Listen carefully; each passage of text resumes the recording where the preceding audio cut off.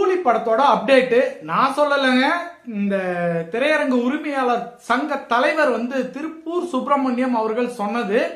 இன்னைக்கு மண்டே லீவெல்லாம் முடிஞ்சிருச்சு, இருந்தாலும் 80% புக்கிங் ஃபுல்லா இருக்கு அப்படின்னு அனௌன்ஸ்மெண்ட் கொடுத்துருக்காரு. இது இன்னும் கண்டினியூ ஆயிட்டு இருக்கு.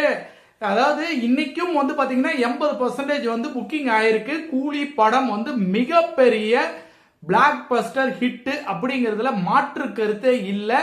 யாரெல்லாம் கதறீங்களோ கதறிக்குங்க. ஏன்னா இது நிக்காது, இது தொடர்ந்து போய்கிட்டே இருக்கும். 1000 கோடியை நோக்கி கூலி போயிட்டே இருக்கும். 1000 கோடி அடிக்கிறோம் அடிக்கலங்கிறதெல்லாம் வேற. ஆனால் இவரு கிரியேட் பண்ண ரெக்கார்டை இவரே முறியடிப்பாரு. ஜெயிலர் ரெக்கார்டை முறியடிப்பாரு, புதிய ரெக்கார்டை உருவாக்குவாரு கூலி மூலியமாக அப்படிங்கறது இந்த இடத்துல நம்ம பதிவு பண்ணிக்கலாம்.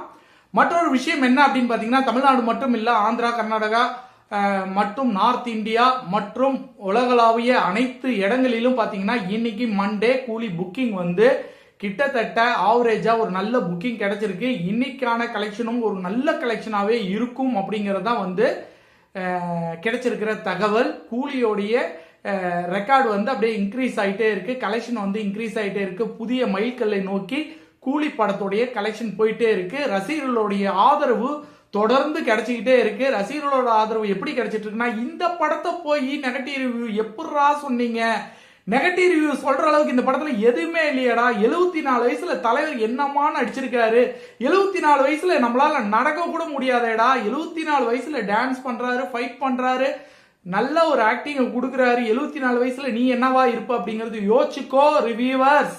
உங்களுக்கு நான் சொல்ல வரதுன்னா, எல்லா ரிவ்யூவரும் சொல்லுங்க, ரொம்ப கேவலமா இந்த கூலியை ரிவ்யூ பண்ண அத்தனை பேருக்கும் நான் சொல்றது என்னன்னா, 74 வயசுல நீ என்னவா இருப்ப அப்படிங்கறத யோசிச்சு பாரு, அப்போ உனக்கு தெரியும்.